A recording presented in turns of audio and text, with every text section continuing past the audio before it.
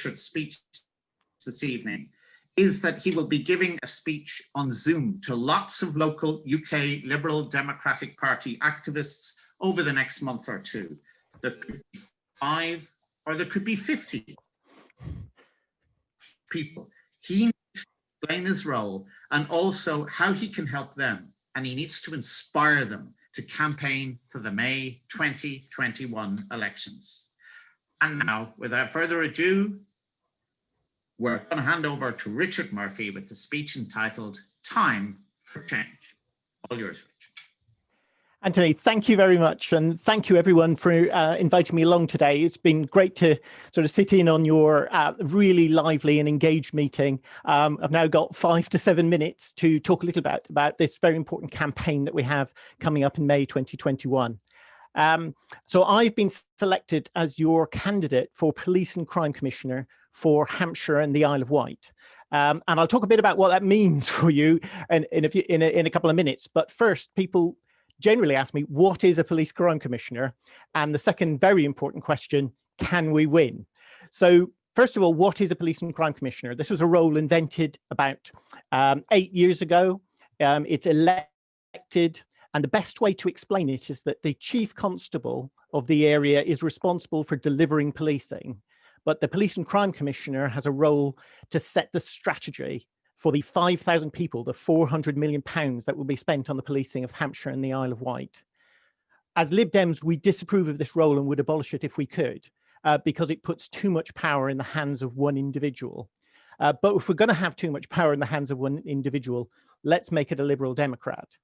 And can we win? Well, actually, we think we can.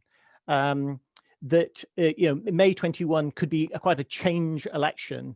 There's a lot going on that could mean that the Conservatives are unpopular in this area, and Conservatives will sit on their hands like they did back in 1993 when we last, as Liberal Democrats, took control of Hampshire County Council.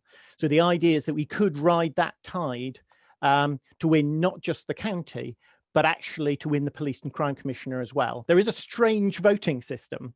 The chances are the Conservative will win the first round of voting, but they look at who gets the first comes first and second in first preferences, and then look at the second preferences of everyone else.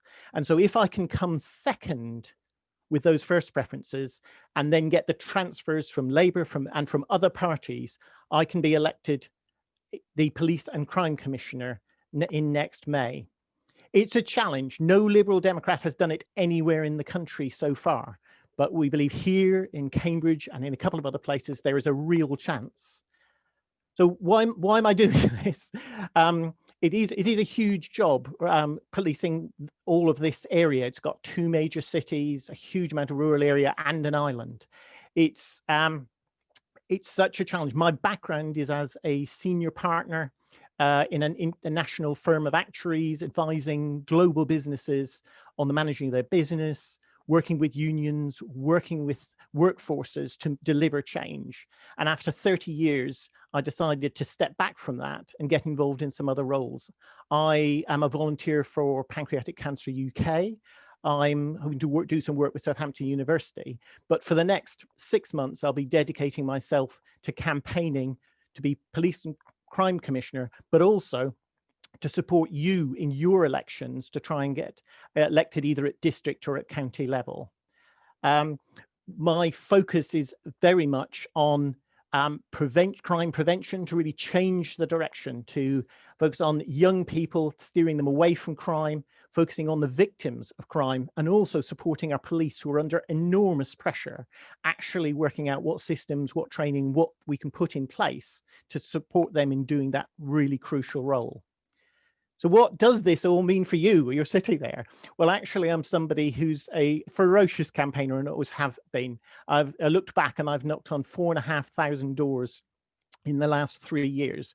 And I plan to do that again, coronavirus permitting. We may be doing some of it on the phone, but I believe that this is something we can, by campaigning locally, we can succeed. I'm really impressed at the way that you've already selected your candidates, selected your target seats, so you know where you'll be focusing your efforts. I would plan across all 14 areas to to campaign locally, to get on the ground, to support your campaigns. Because if you can win your target seats, if across all of these areas, we can boost the votes by 50 there, 100 there, 500 there, we can accumulate enough votes to win the Police and Crime Commissioner, to get to that second place, to then tip to that first place. So we can talk about this afterwards, and our chair has allowed us a little bit more time to have a Q&A, so we can talk about what the policies, what might be, how the campaigning might work. But I really wanted to finish with this single clear message. We have a fantastic opportunity in May. You have to get involved to win your councils, and we've got some winning councils in Hampshire, but even where, as with you, you have only a few representatives, adding some extra voices in opposition can make such a difference to what you achieve for your communities. So let's go out there, let's win it big in May. We can do it. Thank you very much, Anthony, and I'll hand back to you now to chair our Q&A session.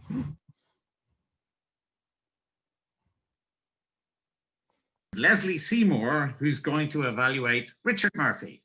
Over to you, Leslie. Right, I have to give my sincere apologies to Richard, because I'm glad now my system seems to have come back to life. I can see everybody, but my screen kept freezing. I kept losing the audio. So it was a great chunk, Richard, I missed right from the beginning. So forgive me that I won't be able to give all the comments I like to give. But what I did appreciate very much was your very clear speech. All your work, I could follow every word you said. Had a very good meter with it, which made it easy to assimilate and absorb. I thought that to an extent it might have been a little bit too fast. I would have slowed it down a bit more, and I would have put perhaps a bit of contrast in to give a sort of a little break more often, just to help the listener to absorb what you were saying. But the content was very good. It had a good thread, it followed through. And also I liked it when you used your arms, your hand to emphasize a point. And in fact, I would recommend you enhance that such that you perhaps could have set the screen, or perhaps you could have moved your hand a bit further. I think it would give more power to your message. Don't need to overdo it, but it's a very powerful part. So when somebody's watching you speaking, they can see, that's an important point, because he's put his fist up, or put his hand up. So it gives the person a bit of a guide to follow what you're saying. Also, perhaps you could use a bit more strength in your expressions. So when something was good, well, was bad, ooh, just to put a bit more liveliness into the presentation. But overall, it was very, very good. It came over, it flowed very well, and had a good beginning and a good end. So, well, I've missed a bit of the beginning, I'm afraid, but the ending I could follow. It went over very well. So well done.